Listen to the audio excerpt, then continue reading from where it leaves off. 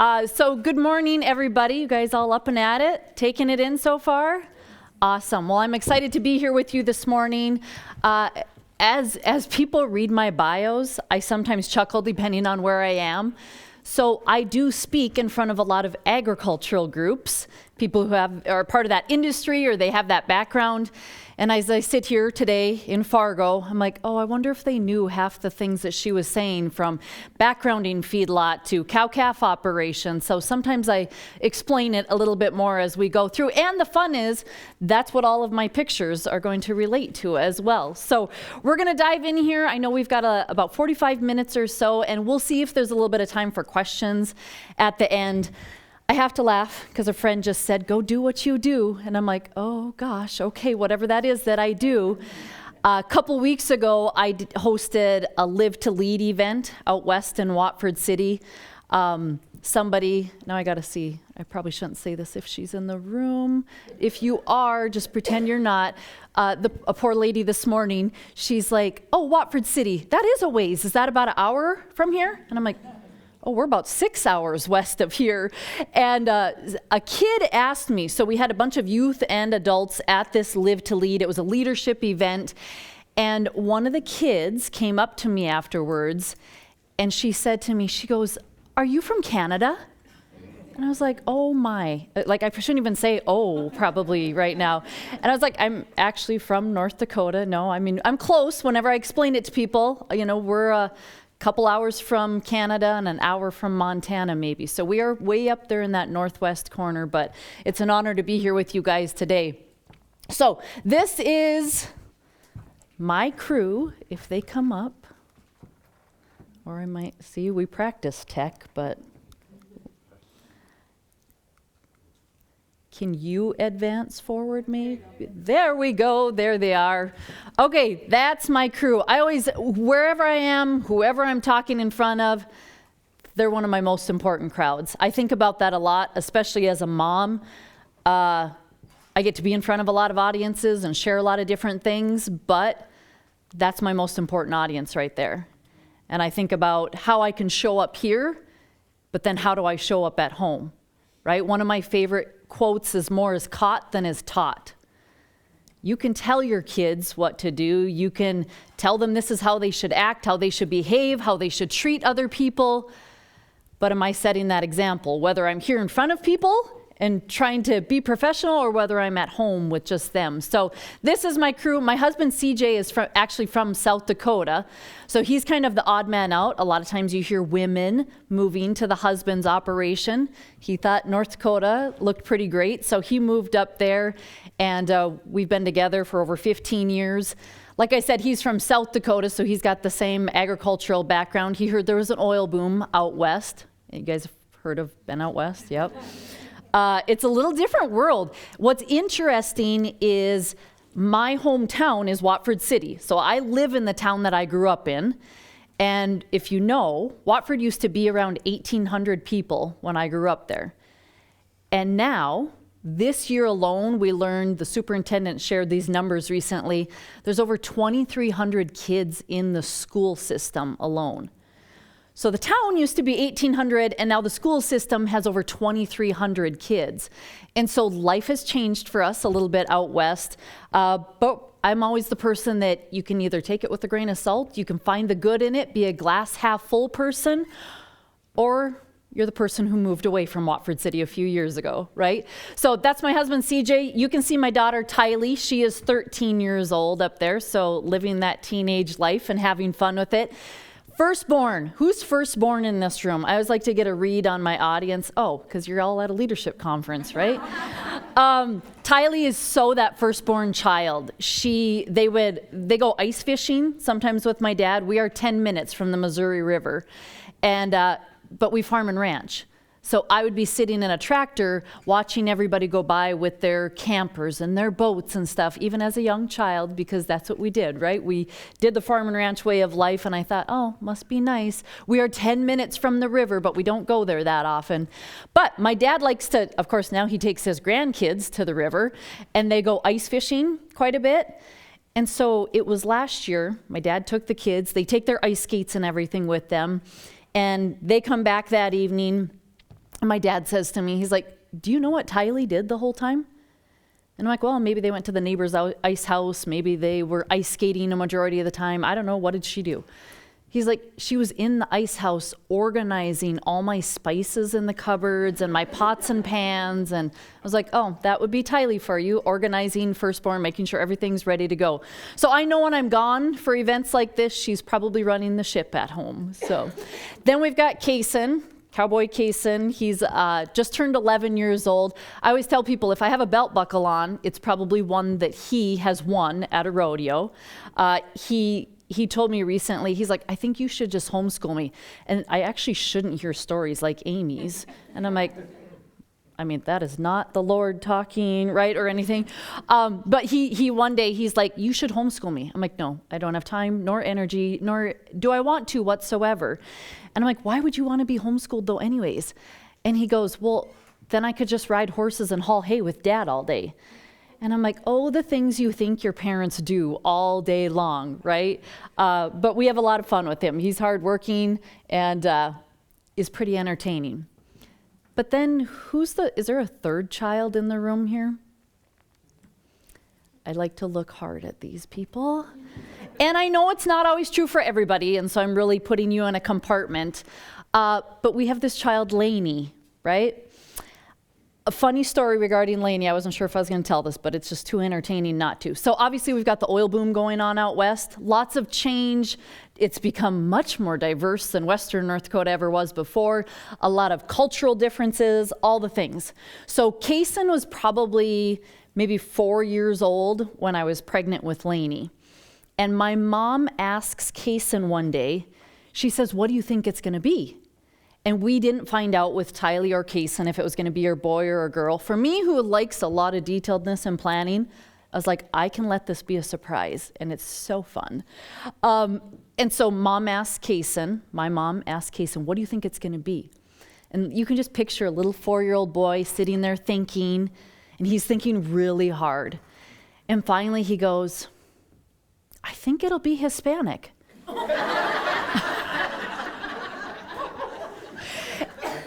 The story gets even better. This is where I always say, I have to preface this story with CJ is the father of all 3 children as you hear the rest of this story. And so we're like, well, we kind of meant boy or girl, but no, it won't be Hispanic. I mean, you can just see like the things the kids were hearing and the diversity and things were changing out there. So we go to the hospital. We find out it's a little girl, and CJ names her Lainey without me knowing. He had said if it's a girl, we should name her Lainey. And I said no. This was a few months in advance. And I'm like, no, I don't really like that name. Well, he had already called his mom, and apparently, I don't know if she just looked like a Lainey, but obviously I've grown to like Lainey. It was okay. It was not a problem.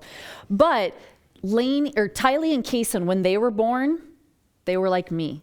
They had no hair whatsoever. And if they did have a little bit of hair, it was like white tufts of blonde hair. Not much. Anybody else just born with no hair on their head. I mean, I was probably 2-3 years old, and people are like, oh, that's a cute little boy. And my mom's like, oh, it's a girl. Like, this is, like, she'd have to put bows on me, so they knew. Okay, so Lainey arrives. She has thick, jet black, dark hair. I mean, looks like a little Cabbage Patch doll. It was the cutest thing ever. And that's all people commented on was like, look at her hair. And I'm like, that's my child. And CJ's child. Like, it is our child together. So we take a picture. Does everybody have those lovely group chats that you kind of love them or you hate them with family, right? And so we take a picture of Lainey and we send it to the family chat. And my mom goes, real funny. She thinks I've like, you guys don't have to be like, oh, like sad, like laugh. She thinks I have Googled Hispanic baby and just been like, ha ha, like let's just send us a photo of your actual child. And I'm like, nope, that is my child, Mom. So as you might imagine, I think Lainey has just kept us on our toes ever since day one. You can kind of see it in her mischievous smile. If you follow me on social at all, you see her entertainment throughout the day. So I always like to introduce them. This is the Bible verse that I chose when I got to pick, what do I really want to tie into this leading with faith and not fear? Philippians 4:6. It says, don't worry about anything. Instead, pray about everything. Tell God what you need and thank him for all that he has done. And I think whether maybe you guys are like me and you run your own businesses, or you have a few different irons in the fire, or you work somewhere, or maybe you're at home with kids, whatever it might be for you, I think sometimes this is something that we forget is, instead of always trying to figure it out, if you guys are like my husband, he is a fixer, and he likes to fix things and figure it out. And sometimes that's just not up to us to do, which can be really hard. So it was just last Sunday, we were doing Sunday school. I helped teach one of the classes.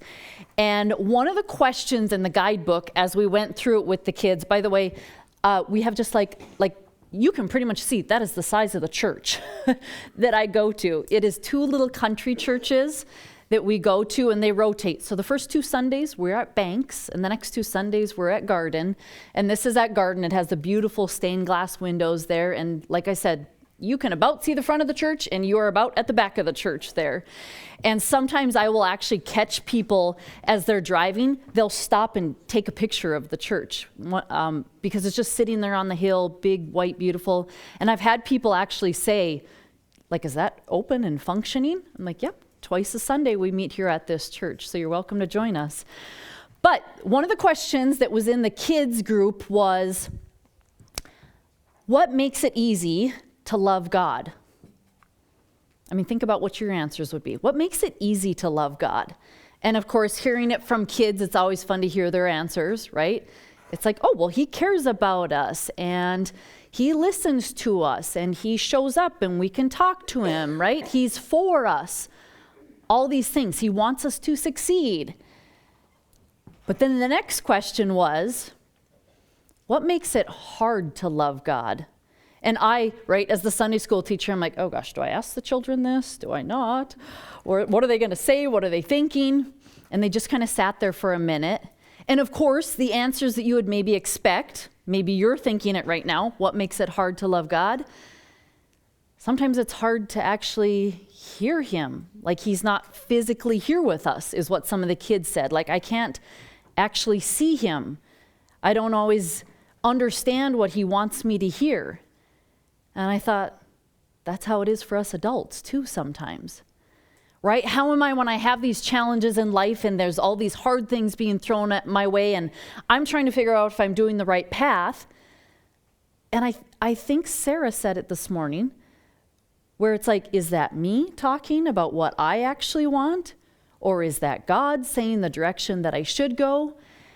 And then sometimes we think, well, is that the right path? I don't know if that's the game book that I had for my life. But sometimes I think, how often are we just trying to play by our rule book, by our playbook? And it's but what if this was God's playbook? That this is what he wanted for you. And so I'm going to tell a little story. As you maybe heard, I wonder if I didn't hear some of you chuckle. Yes, I run a butcher shop. And actually, I do a lot of work with John Maxwell, and I know some other people do that are at this conference as well. And one time I went up and I had a question for John. It was in front of an audience too. And I was telling him this story about how challenging it has been. And he stopped me and he goes, you don't really look like you run a butcher shop or that you ranch. And I'm like, attire can be different, right? I'm like, come to my house on the weekend and you will see a different version of Calli. You may not recognize me. But we bought this butcher shop the end of May this year. And so my kids are the 5th generation on our family's ranch. Pretty cool story. My great-grandpa actually bought the land that we live on, and then he gifted it to my grandpa as a wedding gift. And so then my grandma and grandpa built a house there. They raised 6 kids, one of which was my dad. Out of all 6 siblings, my dad is the only one who wanted to come back to the operation, which made it easy compared to some family stories, right? So he came back to the operation. When I was about in high school, we moved into my grandma and grandpa's house. When they moved to town, we then moved into that house. And Guess who lives in that house now? And you're like, oh, right? How cool. You live in your grandma and grandpa's house that they built on the ranch, right? There is that side of the story. And then there's like, oh, the poor thing, right? Some of you are thinking that already, like the shag carpet and the pink porcelain walls that it still had in the bathroom. But it is a pretty unique thing. So my kids are the 5th generation on that specific land. We've known cattle, we've known farming for generations, and it's in our blood, and we're proud to be part of that industry. We started selling beef, a lot more beef during COVID, right? Year of 2020. My husband had what some people call this gut intuition, or maybe the Holy Spirit talking to you, nudging to you, hey, we should really ramp up selling beef. Why? Were your grocery stores a little bit empty when you went in there to buy product? Plus, things that we knew, packers were obviously not processing animals, feedlots were getting backed up. There were a whole lot of things that were saying, maybe we should look at this a little bit more. Fast forward, have you guys ever seen those 1 line a day book journal things? They're just little. They are the coolest thing. If you haven't, they make awesome gifts. So in it, it is actually like a 5-year journal. So right now, if I open my journal, I don't even know what the date is. Is it the 7th today? 8th, yeah, 7th. A lot of you guys don't know either, and that's okay. If I went to November 7th, I could look what I was doing or what I wrote down on November 7th of last year, and 2 years ago, and 3 years ago. It's a pretty cool thing, and I encourage you guys to do that. Why? Because it opens your eyes to things that come to fruition. Things that you were fearful about, you didn't know what direction to go. It is crazy to look back and see how paths changed, or how they altered, or how your trajectory was changed because of a decision you maybe made. So I've been looking in that journal a lot lately, and it was a year ago, the end of October, so just over a year ago, I have written in there, I said, like, we had basketball games today, I spoke in Williston. Today, Trevor reached out to CJ and asked if we wanted to buy the butcher shop. Ha, is what I wrote. H8 with an exclamation, like real funny.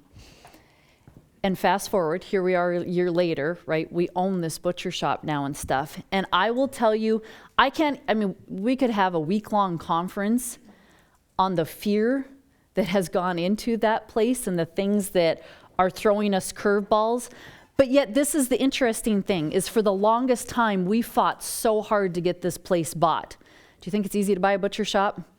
They're not cheap. I'll tell you that, right? Securing loans, finding the insurance, all the things that go into running a business, and then debating, do we really want to do this? In fact, I was at a JDA economic development meeting, and this was a couple days after they just put the bug in our ear, like, hey, we'd kind of like you guys to buy this, seeing if you're interested, because we processed so many cattle there and sold so much of that beef to consumers these past few years. So a couple days later, after they'd kind of put the bug in our ear, I'm at an economic development meeting in Watford City, my hometown, and I'd driven by this little shop that was kind of empty now, and I thought, I wonder who owns that? Like, once something's put in your brain, does your mind just kind of always notice those things, right? And so I drove by it, and I asked at that meeting, I said, who owns what, long story short, used to be my dad's feed store. He used to own a feed store, and it was now sitting empty. And I was like, because maybe there could be a butcher shop in there, like in my hometown or something. And so they said, Luke owns it. Luke is my neighbor who lives like 3 miles away from us. He's a few years older than me. And I thought, Luke, huh? Well, guess who showed up at the meeting that day? Luke did. And he's literally sitting right across from me.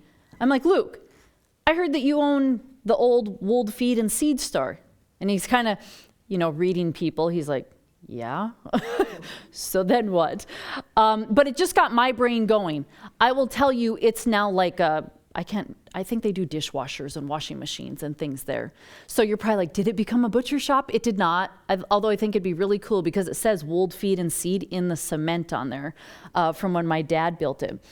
But that led to another conversation. And I said to my husband, CJ, I'm like, what do you think about Luke? Do you think maybe he would want to have a part in this butcher shop? And it was kind of, my husband just kind of blew it off. And I was like, I should text him just to see. I know he's part of the egg industry. I know he likes cutting up beef. He enjoys the product. Let me just mention it to him. Fast forward to today. Who do you think's in that photo with us? Luke. That's Luke and his wife. So they went in with us on this conversation with the butcher shop. And you guys, I have looked through that journal so much lately, and it says, today, CJ, Luke, and I met about the butcher shop. Today, Trevor flew in, because the owners were from Oregon. Trevor flew in. We had conversations about the butcher shop. I can't tell you right now the number of curveballs that were thrown our way, and how many of you guys have ever had these things then float through your mind. Am I supposed to be doing this? Are we out of our mind? Isn't life busy enough right now as it is? Don't we have enough on our plate? Are we sure this is actually for us? And I will never forget the night that we closed. We went up to Williston, signed all the documents, and then you start getting really nervous, right? And I remember going to bed thinking, we did it. I mean, we made it happen. We secured the money. We've got the people. We're going to move forward. People were so excited for us. I will tell you, it's pretty rare. You probably don't know too many people that farm and ranch, right, run a cattle operation, and genuinely have farm to fork, right, where they own a processing plant as well. And I remember I went to bed that night thinking, we did it. Thank you. The number of times I talked to God those past several months, it was upped a lot more than usual. I woke up the next morning. What the did we just do, right? I mean, it's like reality sinks in, or when you get up there and you're like, okay, we've got this crew of employees now, and we're like, have you ever cut meat? No, I have. I didn't go to school for that either. Thank God we had a crew that knew what they were doing. I mean, we can kind of figure out how to run a business, or I can get you guys the cattle, and I'm really good with customer service and people, but they actually have asked me, they're like, do you want to come cut, Calli? And I'm like, and I think one of them just said it out there, right? Don't ask other people to do what you would not do. I'm like, well, right, but my problem is, if I get cut, I would pass out. I don't do well with, sometimes I'm afraid in my own kitchen. I'm like, is anybody around if I pass out here or something? I actually have the tiniest, I mean, you're not gonna see it because it's yay big, tiniest little scar on my thumb there. I was fencing, and do I have to explain all these terms with you guys? Maybe for some of you, fencing, putting up fence for the cattle, right? Barbed wire, so they've got little pokes on them. I was fencing with my dad when I was pretty little, and I apparently got cut on the barbed wire. Again, you guys, tiny, very tiny. I passed out in the field. And I'm here and he's at the back of the room away, and I come to and I holler at my dad. I'm like, hey, I'm okay. He's like, I was wondering what you're doing laying down on the ground back there. And I'm like, I mean, typical farmer rancher, right? She must need a break or something as a little kid.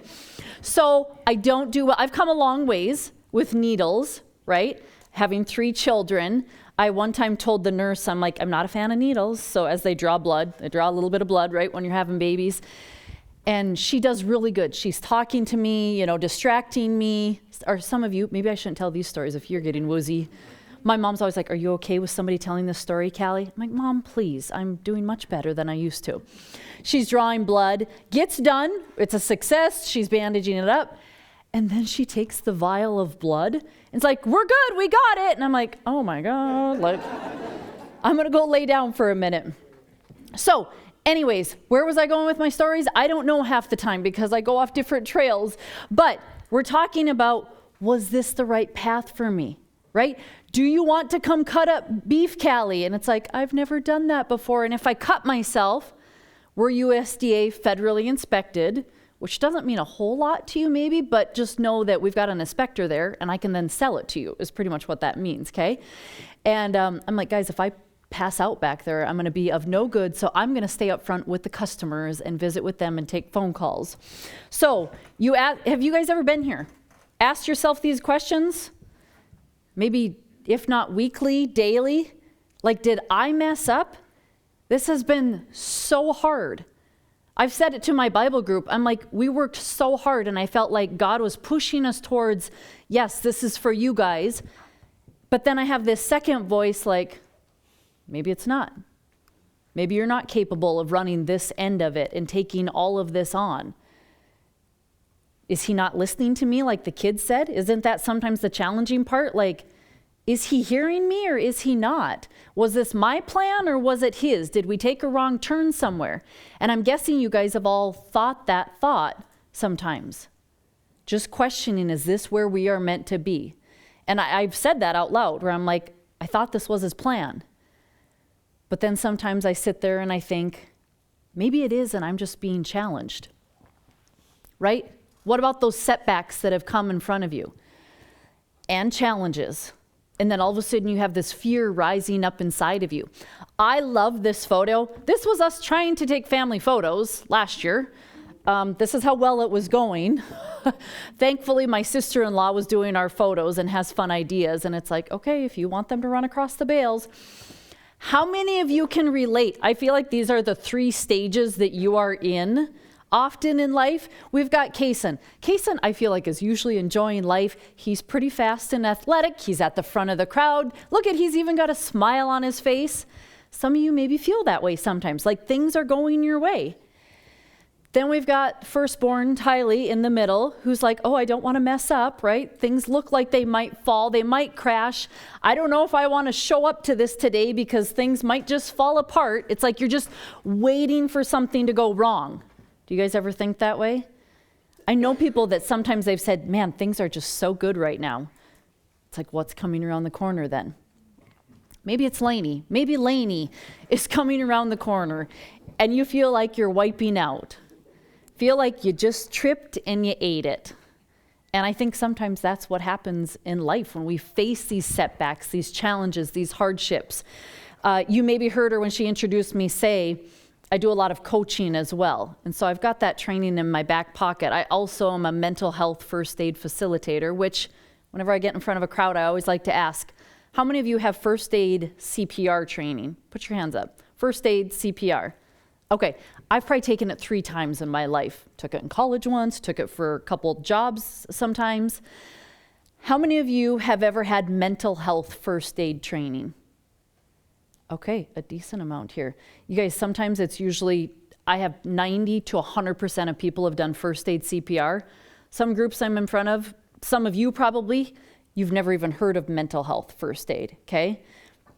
And so I have all these extra tools, trainings in my back pocket, but sometimes I have to remind myself, just like I remind my clients, life is 50-50. You're going to have 50% good things happening to you. You're going to feel like 𝐂𝐮. You're in the lead. You're free sailing. Things are fun. You got the promotion. Things seem to be going your way. And in the back of your mind, you're like, God is for me, right? Yeah. And then 50% of the other part of the time, what? You're Lainey. I mean, Lainey, by the way, loves life every day. She just happens to be wiping out right here. But it's hard. 50% of life is challenging. There's obstacles.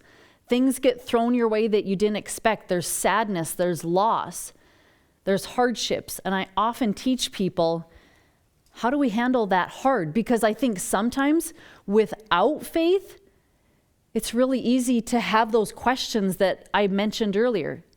Is God with me? Does he actually hear me? I thought this was what you wanted for me. And if it is, then why are you throwing me these challenges?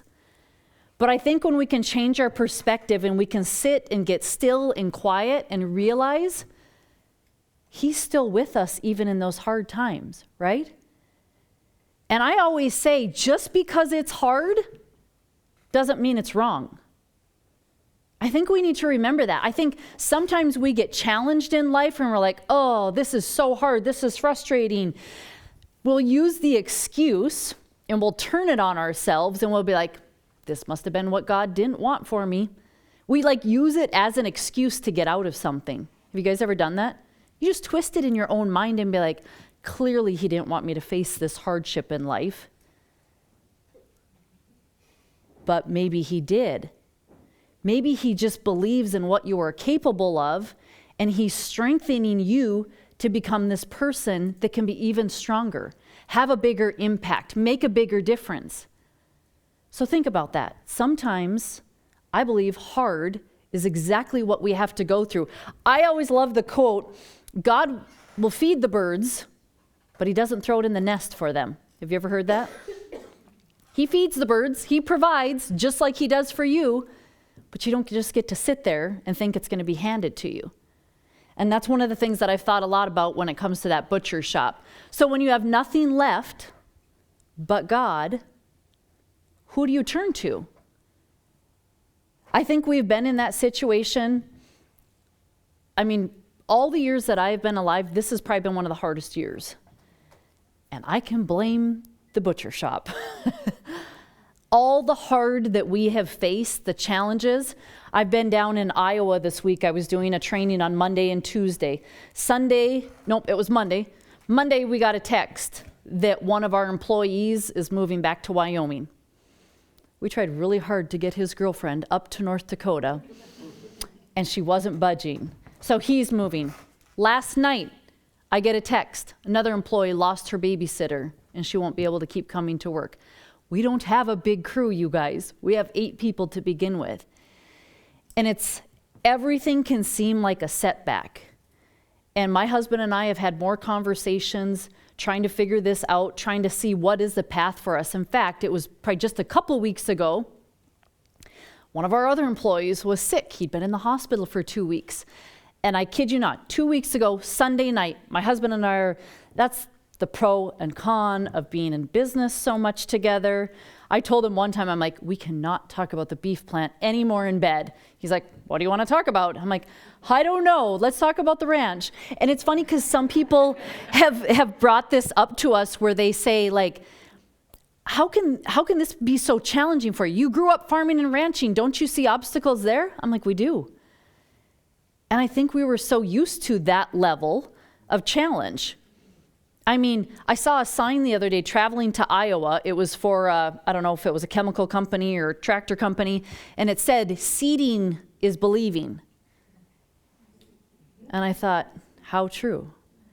I mean, think about the trust we have put in God for generations as agriculturalists, but you as well. Think about the trust you put in him every single day that you take for granted that you don't think about. I mean, were you all like, praise God, the sun is up today? No, it's like we just take it for granted. We noticed that the coffee machine didn't work or whatever was your setback, right? We don't think, all my tires are up on my vehicle. The heater worked last night.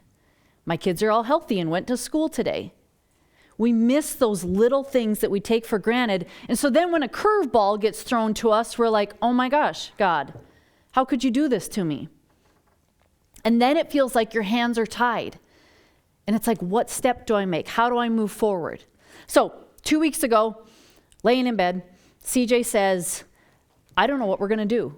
We have to find somebody else. Mind you, this is a whole new week we're in right now. We've lost 2 employees. But this was 2 weeks ago, the problem we were facing.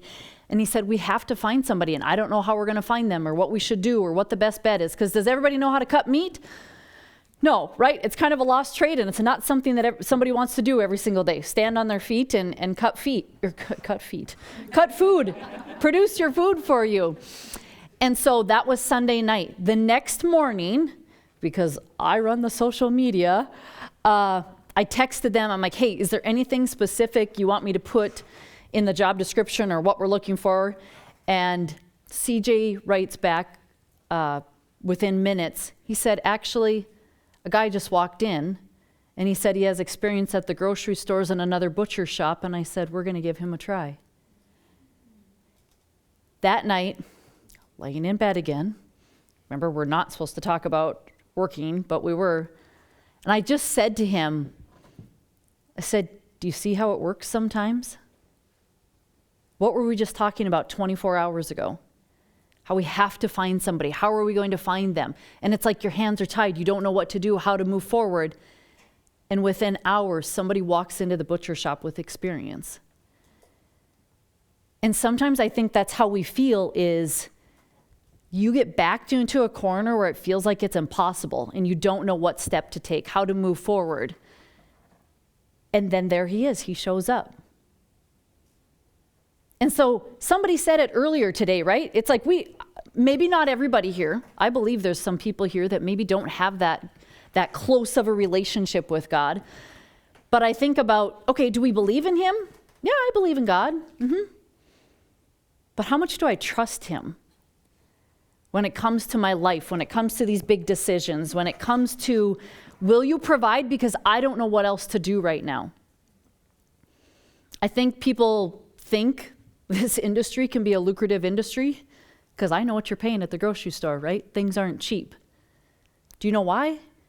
Cattle are at an all-time high, right? I always feel like I have to give a little lesson too, a little behind the scenes. Inputs, what we're feeding cattle, what we're paying for fuel to feed them every day on the ranch. All these things are adding up. And so cattle at an all-time high is awesome for where? At home on the ranch. And it really sucks for where? The butcher shop. Because I have to buy those cattle to process. And so it's kind of this double-edged sword that we're trying to figure out with tight margins. And I had a customer the other day, they're like, well, just so you know, we really appreciate your tight margins. I'm like, I bet you do, yep. But trying to figure out how are we gonna make that work? And when you have high insurance costs from the building, the employees, high cattle costs, all the things that go into it, right? Some of you run businesses, you know this stuff. It's like, how do we even start making a profit? And sometimes I just want to shout that at the rooftops when people complain. I'm like, you don't have another butcher around that knows their costs like we do. When we're raising the cattle, we're bringing the calves in if it's a blizzarding. I mean, we're putting in the sweat, the tears, the time and effort, and we know what goes into it to try and flip it around. But it goes back to that question, can I trust God in this situation? Or are we absolutely crazy and we made a mistake? And you guys, that is just one story of many that I could share when it comes to that. Whoops, am I doing that? So I said this a little bit earlier, more is caught than is taught. I mentioned that when it comes to kids, right? I one time was driving and I remember the kids were fighting. I used to have a pickup. I got a bigger vehicle now so they don't have to touch each other in the back seat. All three of them, right? And they're like fighting in the back seat and yelling at each other. And I turn around and I yell, I'm like, why are you guys yelling at each other? And I'm like, oh, you are such an example, Calli, aren't you? So more is caught than is taught, I always say, but the most effective message is the one that you live. And to be honest, I've had to be that once in a while for my husband lately. People are like, well, wasn't he stressed when you farm? I mean, you plant a seed and you hope the whole field comes up. You hope the rain shows up. You hope you're not in a drought. You hope you have decent markets. But this is a different ball game that we're in right now. And we've been trying to figure that out. And so, how do I show up to him? How do I show up to the coworkers that we have, the customers that walk into the place? Even when things are really hard and they're challenging, and I'm afraid and I am scared, I think about what can I control. I teach that a lot, right? You're all given circumstances in life. You're all put in circumstances. And then you get to decide what you want to think about them. You get a choice in how you show up to them. So this is what we're handed. And now how do I want to show up? How do I still want to be the person that I know I am, that I believe I was called to, even when things are really hard? When the last thing I have to do is to reach to God and say, I don't know how. I don't know who's going to walk in the door, but I'm believing that you will send someone. I don't know how this is going to turn out or how we're going to turn it around or how we're going to increase our capacity and be able to reach these numbers, but I think you're the one that can do it. You're the one that can help us because we don't know how to do it anymore. So how am I showing up when I'm in front of these three people at home, especially them? I think about when I'm walking down the street and there's a piece of garbage. I could tell them to pick it up or I could just do it. I can be the example. A lot of times when a telemarketer calls on the phone or a junk call, although I may not want to visit with them. Do you ever think about how you talk to them in front of your kids? When things are hard in your life, how do you handle that? Because you're teaching other people. And this might not just be kids. I'm talking about at work too. You know what I love to watch? Is parents and coaches at games, at youth sporting games. Because I think it can show you a lot about them, right? And I know, I love sports. I played sports and all the thing, but sometimes, man, it is fun to just sit back at a game and just watch people and how they show up. It's kind of been interesting to watch my social media the last couple days. Anybody else? And do you want to know the thought that I've had? You're like, oh, she's going there, isn't she? My thought is, I didn't wake up real happy or real sad the day after the election. Did I vote for a person? Mm-hmm. And I still wasn't really excited or overjoyed. I wasn't mad. I wasn't frustrated. But I was thankful that I live in America and that I know God. Because nobody has a perfect platform except for Him. And I am so thankful that I know that. And I think about that a lot. I was just at a retreat recently, and I left having this feeling of, okay, my job out here is to be the hands and feet of Jesus. I don't care if you work at a butcher shop, or you work at Microsoft, or you are the president of the United States. That is how I want to show up, and I want people to see that. And I want you to think about, what does that look like for you? Right? No matter how I'm showing up, am I showing up with that joy, that love that He did for everybody? This is in your guys' workbooks. You can look at it. I tweaked it a little bit for you guys, but it was the night before school started this year, and I printed this off for my kids to keep by their beds. And it's really incredible because it says, what do I say? I say this is impossible. I don't know how to do this, and what does God say? All things are possible. I'm too tired. I will give you rest. Right? I encourage you guys, rip this out, keep it somewhere, put it by your bedside, or carry it with you in your purse, or keep it at work. Because I'm guessing you think a lot of these thoughts. I can't do it. I am not able. I can't forgive myself. I'm afraid. I'm always worried and frustrated. I'm not smart enough. Did you know God has an answer for all of those things? And it's placed right there in front of us. So keep that handy. Keep it with you. I love this. I want to end with this as we wrap up here, because I've thought about it a lot. I sometimes question it, and I say, like, where are you, God? You should be here right now. If you were, you would do this for us, or you would do that. But I think the ironic thing that I have learned over the years is He is always there. Just like the little kid said at the very beginning, do I always get to see Him? No. Do I feel like I don't always hear Him? Sometimes I think I'm just talking to myself, but then I realize you did that. You showed up that day. And I think it's so important to pause and reflect and notice those things. Otherwise, what? We fly past that and it's like, oh, nope, He didn't help me again. Or it's going to seem like that, because that's where our brain goes, right? It's like, well, He didn't show up this day, but He did. He was there. I want to read this to you guys real quick. Faith versus fear. Fear is a thick cloud hiding God's holy truth. Faith is knowing true and well when you can't see the proof. Fear holds you back so you'll give up the dream. Faith pushes you forward beyond your mortal means. Fear puts you in a box, keeping you from living life. Faith breaks through the walls, cutting fear like a knife. Fear is a dark shadow, trying hard to block the light, leading many to anger, hatred, suffering, and strife. But faith is a beacon of hope, love, and everlasting life. So let's walk by our faith and not just our sight. With that, you guys, I'm going to close. I know we're about at time, so we probably don't have time for any questions. But I'm here. I'm sticking around, although I'm like, I should probably go home and help with the shop. But I'm here the rest of today and then part of tomorrow as well. So thank you guys for being part of today's session. I appreciate it.